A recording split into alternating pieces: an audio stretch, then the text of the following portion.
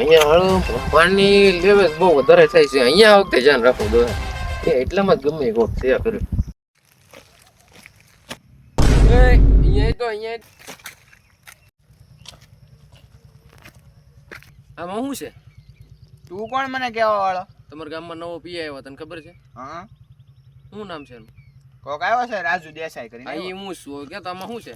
સાહેબ જવા દે, કાંઈ નથી સાહેબ, જવા દે. આમાં શું છે? જવાબ દેજે ને. તને ક્યાંય નહીં લો. આમાં કહી દે શું છે?